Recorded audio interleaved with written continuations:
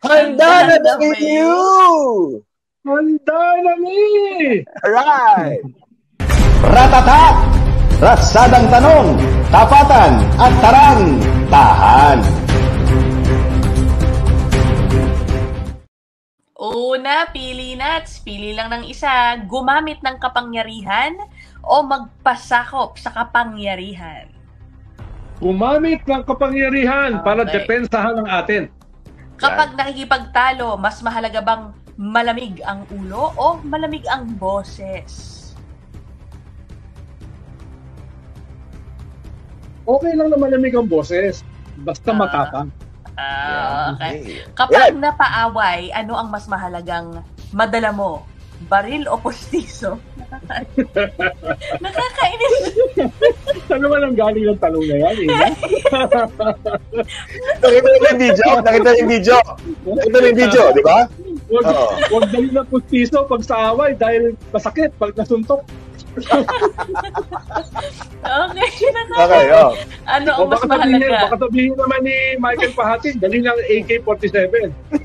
Wala. Nakalimutan yung tanong mo sa akin sa Malacanang, Michael, baka sabihin mo, nakalimutan ko na. Sumagot ka naman, diba? Ano ang mas mahalaga ba? Ang medalya at tropeo kesa sa respeto at paghanga sa iyo ng kalaban mo? Yan. Ganda ang respeto. FIBA kasi ngayon, FIBA. Okay. At huli sa pili nuts, ano ang mas dapat palakasin sa ating basketball? Ako, usap-usapan dito ngayon. Manlalaro o ang mga coach? Yan. Pareho. Safe. Okay. Safe. Okay. Charot to, Trololo. Charot hindi to, Trololo. Unang tanong, charot ba o Trololo? Secretary Leras, ayon sa opisyal at biktima na tinutukan ng baril, sila daw ay nagkaayos na. Naitatama ba ang pag-aayos ng pag-aayos ang pagkakamali? Nagkaayosan Charot. Okay. Mahilig ang Pinoy sa basketball pero pang international competition na pa tayo sa sport na ito. Yan, baka naman walang hilig sa atin. Lalo. Pero kailangan mag-ayos. Ayan, okay. 200 bilyong piso ang binigay na budget para labanan ng baha. 200 bilyong piso rin ang nawawala sa korupsyon. Sa bulsa ba napupunta at hindi sa mga estero ang pera ng taong bayan? True lalo! Pero hindi lang 100 bilyon ang nawawala.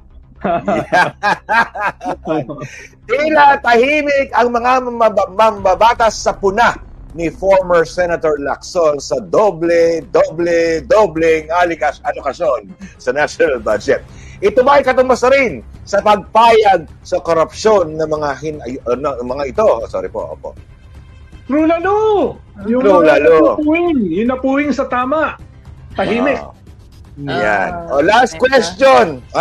Bago matapos ang lahat, sa bago nating itatayong vlog ni Ina Andolong, aside from politiko, meron na tayong pumapag. Love life pa yan. Love life. Ito nga, pumapag-ibig ka na ba, Secretary Llamas?